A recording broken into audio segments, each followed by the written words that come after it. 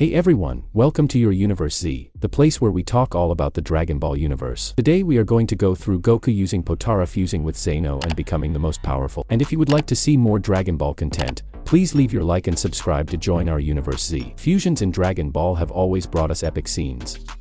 They marked us especially in the beginning, when we discovered their existence and when we saw the first ones being done in fights that ended up marking the series for many years. But could we still see Potara fusion being used in the works? About if Goku used it with Zeno, what might happen? How does the Potara fusion work and why is it different from the regular one? Let's talk about all of this in today's video. Potara are earrings worn by Kaioshins and their assistants for generations. Though they are worn so casually, they are actually an extremely powerful item. These earrings are worn by all Kaioshins as part of their ordinary clothing, and come in various colors. When a pair of Potara earrings is worn by a single person, they have no special properties. However, if two individuals wear one earring in each ear, the true power of these artifacts is revealed. The earrings have the ability to fuse two people into a single entity, substantially increasing the abilities of both. The resulting fusion lasts forever, even if the fused being removes the earrings, so caution is required when wearing them. However, there are two instances where the Potara fusion is nullified and restores the fused being back to its original forms, such as when Vegeta splits when absorbed by Super Buu. It's explained in Dragon Ball Super that when two beings who are not Kaioshins fuse, the fusion lasts only an hour. Second also appears in Dragon Ball Super, when Kabutoshi uses the dragon spheres from Namekusei and asks Porunga to separate him back into East Kaioshin and Kabuto. If a fused being removes their earrings, they can give them to other individuals to use, as when old Kaioshin gives Goku his earrings, which are eventually used to fuse with Vegeta and form Vegeto, as an asset to defeat Super Buu. In addition, Supreme Lord Ko of the East and his assistant Kabuto merge without knowing that the merger would be permanent. Potara fusion is similar to the Metamora dance technique, but unlike Metamora fusion, Potara fusion is permanent. An exception is discovered when the people fusing with Potara are not Kaioshins. In this case, the fusion has a 1-hour limit, which can be even shorter if the individual is too powerful. First example is when Vegeto splits into Goku and Vegeta, the two individuals who had merged, right after being absorbed by Super Buu. Also, while the Metamora dance clothing is the native clothing of the people of planet Metamora, when it merges with Potara not only are their bodies mixed, but their clothing as well. The resulting fusion will have the power of the two individuals multiplied by each other. To form the Potara fusion, the two individuals take one of the two earrings and place them in different ears. The two will automatically fuse as soon as the earrings are put on. Those who merge do not necessarily need to be wearing earrings from the same set to merge. Beerus and Supreme Lord Ko simply remove their different earrings and before they can react, they are fused. Also, Kabuto's earring, which was blue in the anime, becomes the color of Supreme Lord Ko's earring, which was yellow. Another thing different from the Potara fusion is that,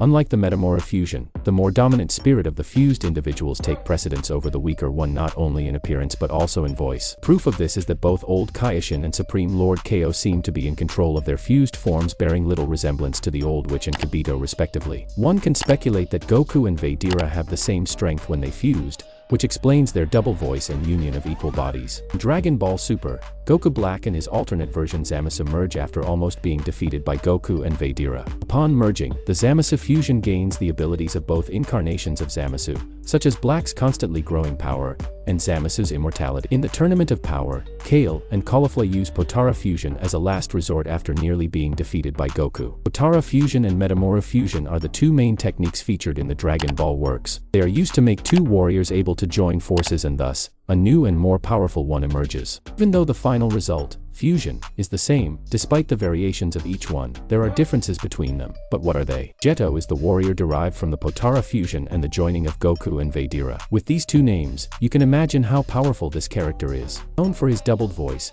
Goku's and Vegeta's simultaneously, he also stands out for his strength, power level, and speed, making him one of the most powerful fighters in the Dragon Ball manga. His personality is also a mixture of Goku and Vegeta, where Vegeta's petulance and arrogance mix with Goku's seriousness and calmness. The character likes to insult his enemies, just like Vegeta, but also has his benevolent side in combat. Vegeta's strategic mind and Goku's body intelligence come together, making him someone extremely powerful. Vegeta is the result of the Metamora dance fusion made by Goku and Vegeta. Like Vegito, the voice of both warriors, Goku and Vegeta, come out at the same time, and his power level is well known, also making him one of the most powerful characters in the franchise. This character has made few appearances, so little is known about his actual personality. As Super Saiyan 4, he presented a very similar personality to Vegeta, liking to joke with his enemies and make jokes while facing them. Most famous of the two, and the one you probably know, is Metamoro. It consists of a dance where the users of this technique must perform poses and movements in perfect synchrony, as if they were mirrors of each other. Besides the movements being precisely the same, the warriors must also have a physical size and power level close to each other. Fusion with the Potara earrings happens in a much simpler way, where each warrior needs only to use the Potara earrings on opposite ears. By doing so, both bodies are attracted and the fusion takes place. This fusion is only permanent if a Kaioshin is involved in it. Kaioshin is also a point of difference between the two. In the Metamora fusion it lasts a maximum of 30 minutes, and when it is undone it can be done again, but after the time period of 1 hour, the Potara fusion lasts. Knowing which is the most powerful is a controversial question for some fans, since it has always generated questions and doubts. However, Weekly Shonen Jump answered which one is the strongest back in 1997, in a page of the manga where it compares both, saying, Dream Match, Vegeta vs Vegeto.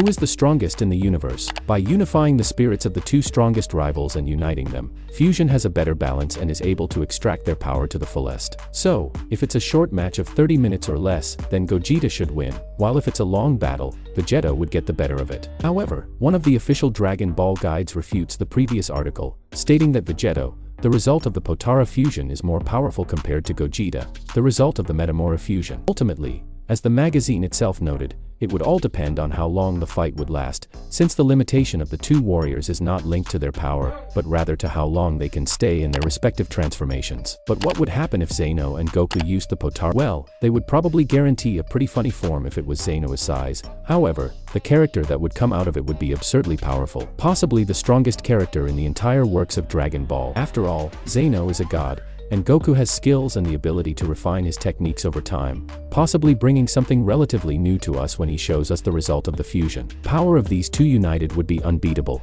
and no other character could be. Even if Beerus and Vedera also did a fusion, Zeno is still a god who will always be above anyone else. What about you?